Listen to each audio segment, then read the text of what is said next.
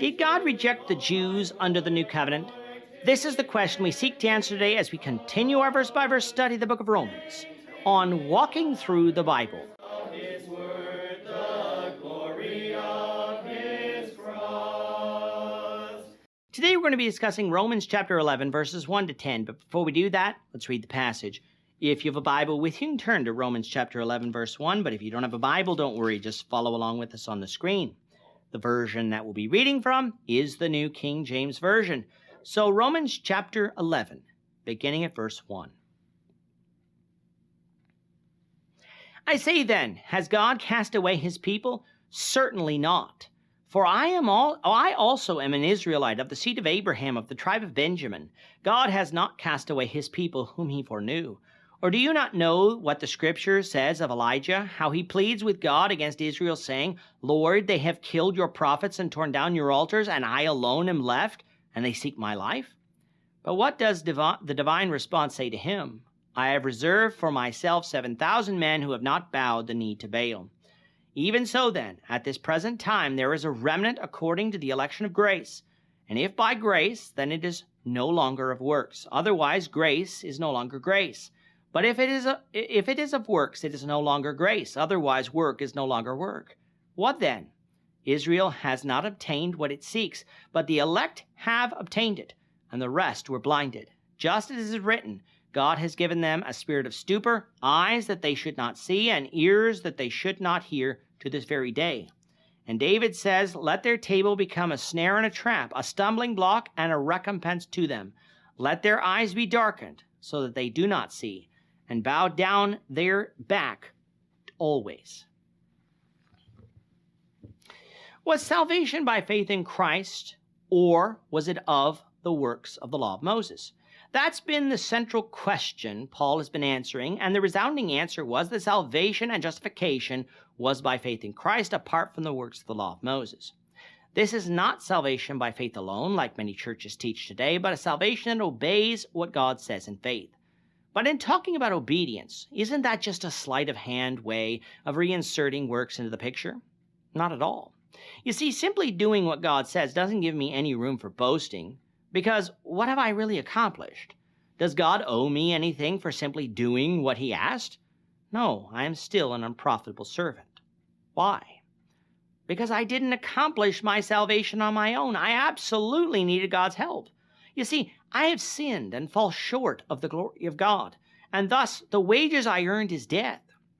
No amount of law-keeping can erase that debt, even a penny of it. I needed Jesus to die on the cross for me so that my sins can be forgiven. And thus, when I place my faith in him and what he did and is doing in me, then my sins are forgiven, and that is how I stand righteous before God. But faith is dead if it doesn't obey what God's word said. In actuality, then, faith and obedience go hand in hand, for without faith my obedience can't save me, because I can't earn salvation, but without obedience to God, my faith is dead and useless. What about when I sin after becoming a Christian? A faithful person will repent and seek God's forgiveness and trust in God's promises to cleanse us from our sin. A faithful person will not seek to erase a bad deed with a good deed, for that will not work. In the context of Romans, it was the Jews who, on the whole, depended on their works to save them, works of the law of Moses, that is. Meanwhile, it was the Gentiles who accepted that salvation was by grace through faith in Christ, apart from the works of the law of Moses. And the way chapter 10 concluded, with Paul pointing to the prophecies in the Old Testament that God would save the Gentiles by faith and reject the Jews who were disobedient, might lead some to conclude that God had completely abandoned the Jews. That's why in chapter 11, Paul has to nip that argument in the bud by asking if God had cast away his people whom he foreknew and through whom the Messiah came. And the answer is no, he hadn't. For Paul was a Jew by birth, of the seed of Abraham and of the tribe of Benjamin. If God had simply rejected Israel, then Paul couldn't be saved. He likened the whole situation to the time of Elijah, where in 1 Kings 19, Elijah declared that all of Israel had abandoned God and he alone was left. God had to reveal to Elijah that such was not true, for even in the days of Ahab and Jezebel, a time of rampant idolatry in Israel, there was still a remnant of 7,000 people who had not bowed the need to bail. Bringing it forward to the time of Paul, when looking at the book of Acts, especially after Acts 10, we might be tempted to say that all Jews rejected Christ, but we would be wrong. I think of people by the names of Aquila, Priscilla, and Timothy, but there were countless others too. So even in the church, there was a remnant of Jews who believed in Christ and obeyed. But they did not do so according to the works of the law. For if they did, salvation would not be by grace. Salvation could be earned. No, these Jews were elected by God through the election of grace, not an arbitrary election where God picks individual winners and losers, rather an election where those who would be saved by faith in the Word of God that we saw back in Romans 10, verse 17. What of the rest of Israel, the ones who didn't obey? Well, God gave them a spirit of stupor, eyes that they should not see and ears that they should not hear, a reference to Isaiah 29, verse 10. Does this mean that God forced them to become like this? That he forced them to reject the gospel? No, they had already chosen it for themselves, and God would allow them to remain that way. He was not going to send them any more revelation. He was going to allow the cross of Christ to be a stumbling block to them, and he was going to allow the law that they so trusted in to be a snare and a trap to them, a reference to Psalm 69, 22 and 23. In doing this, we see how God acts towards man. He gives his revelation through the prophets and the apostles under the new covenant. This revelation contains warnings, blessings, and cursings. But God leaves it up to man to do with it what he will.